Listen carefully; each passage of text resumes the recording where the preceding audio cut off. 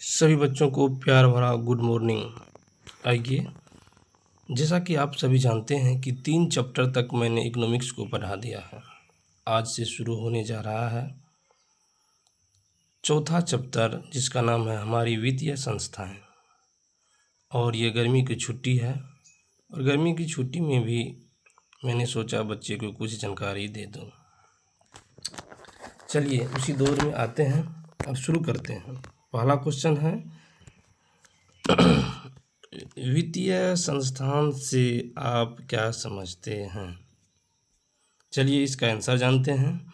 हमारे देश की वे संस्थाएं जो आर्थिक विकास के लिए लोगों की वित्तीय आवश्यकताओं की पूर्ति करता है, ऐसे ही संस्थानों को वित्तीय संस्था कहते हैं। ये आसानी समझ में आ जाएगा, 1-2 बार पढ़िएगा, आप समझिएगा। आइए आगे बढ़ते हैं। वित्तीय संस्थाएं को कितने प्रकार में बांटा जाता है? चलिए इसको भी देखते हैं। 2 भागों में बांटा जाता है, राष्ट्रीय वित्तीय संस्थाएं और राज्य स्तरीय वित्तीय संस्थाएं। ये 2 क्वेश्चन जो नीचे लिखे हैं, ये एग्ज़ाम में कभी कभी पूछ लेता है। जैसा कि ये क्वेश्चन 2 बार अभी तक पूछ लिया है एग्ज़ाम में, इसीलिए मैंने ये क्वेश्चन नहीं पूछा था, ये बना के मैंने डाला है। राष्ट्रीय वित्तीय संस्था को कितने भागों में बांटा गया है? इसे भी 2 भागों में बांटा गया है। पहला भारतीय मुद्रा बाजार, दूसरा भारतीय पूंजी बाजार। ये देखिए क्वेश्चन ये 2 बार पूछ लिया है, ये एक भी बार नहीं पूछा है, क्वेश्चन बने वो नहीं किया है, इसीलिए इसको ध्यान रखेंगे ये दोनों को। चलिए दूसरा है, राज्य स्तरीय वित्तीय संस्थाओं को कितने भागों में बांटा गया है? ये भी 2 भागों में बांटा गया है, गैर संस्थागत वित्तीय संस्थाएं और संस्थागत वित्तीय संस्थाएं। चलिए अगला क्वेश्चन है, किसानों को साख अथवा ऋण की आवश्यकता क्यों होती है? इसे ध्यानपूर्वक पहले समझेंगे।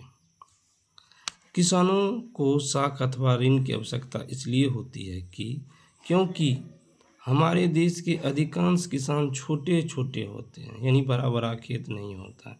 50 बीघा 100 बीघा इस प्रकार की खेती नहीं करते हैं, 2 बीघा 4 बीघा 5 बीघा तक ही करते हैं। इसके पास धन या आय की कमी होती है। स्वाभाविक है, छोटे किसान है, जिसको धन आ रहा है कि कमी ही होगी।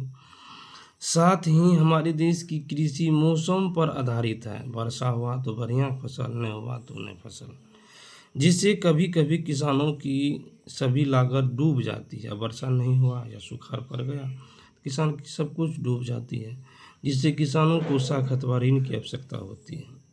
एक बार फिर से, किसानों को साख अथवा ऋण की आवश्यकता इसलिए होती है कि क्योंकि हमारे देश के अधिकांश किसान छोटे होते हैं, इसके पास धन या आय की कमी होती है। साथ ही हमारे देश की कृषि मौसम आधारित होते हैं, जिससे कभी कभी किसान की सभी लागत डूब जाती है, जिससे किसान को साख अथवा ऋण की आवश्यकता होती है। अब इसे 1 से 2 बार पढ़ेंगे और आसानी से समझ जाएंगे। ये अगला क्वेश्चन पर, ये क्वेश्चन भी कई बार क्वेश्चन बना लिया है।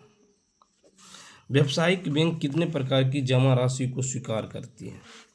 चलिए, व्यावसायिक बैंक 4 प्रकार की जमा राशि को स्वीकार करती है, जो निम्नलिखित है: अस्थायी जमा, चालू जमा, संचयी जमा और आवर्ती जमा। ये 4 प्रकार के जमा राशि को स्वीकार करती है व्यावसायिक बैंक। चलिए, सहकारिता से आप क्या समझते हैं? सहकारिता वह संगठन है जिनके द्वारा 2 या 2 से अधिक व्यक्ति स्वेच्छापूर्वक मिलजुल कर समान स्तर पर आर्थिक हितों की वृद्धि करते हैं। इस प्रकार सहकारिता उस आर्थिक व्यवस्था को कहते हैं जिससे मनुष्य किसी आर्थिक उद्देश्य की पूर्ति के लिए मिलजुल कर कार्य करती है। 1-2 बार इसको पढ़िएगा, आपको याद हो जाएगा। आप इसे लिख भी सकते हैं, वीडियो को रोकिए और लिख लीजिए एक बार फिर से। सहकारिता वह संगठन है जिसके द्वारा 2 या 2 से अधिक व्यक्ति स्वेच्छापूर्वक मिलजुल कर समान स्तर पर आर्थिक हितों की वृद्धि करती है। इस प्रकार सहकारिता उस आर्थिक व्यवस्था को कहते हैं जिससे मनुष्य किसी आर्थिक उद्देश्य की पूर्ति के लिए मिलजुल कर कार्य करती है। चलिए इम्पोर्टेंट क्वेश्चन, ये बहुत बार बनाता है क्वेश्चन में से, ध्यानपूर्वक सुनेंगे। स्वयं सहायता समूह सेल्फ हेल्प ग्रुप से आप क्या समझते हैं? जैसा कि नाम है स्वयं सहायता समूह, यानी स्वयं सहायता समूह वास्तव में ग्रामीण क्षेत्रों की 15 से 20 महिलाओं का समूह होता है। जैसे अपना लोग समूह गो में खाते हैं, तो 15 से 20 महिलाओं का समूह होता है जो बचत अथवा बैंकों से लघु ऋण लेकर अपनी पारिवारिक ज़रूरतों को पूरा करता है। अपने पारिवारिक ज़रूरतों क्या करता है? पूरा करता है। कितने लोग रहते हैं स्वयं सहायता समूह में? 15 से 20। पुरुष रहते हैं कि महिलाएं? तो सिर्फ महिलाएं रहते हैं। या क्या करते हैं? बचत करते हैं या बैंक से छोटा छोटा लोन लेकर अपना ज़रूरतों को पूरी करते हैं। चलिए आज यहीं तक, आगे की पढ़ाई अगले वीडियो में होगा। मैं आशा करता हूँ कि आप इसे 1-2 बार कॉपी में लिख कर ध्यान से पढ़ने पर आपको याद अवश्य हो जाएगा। धन्यवाद।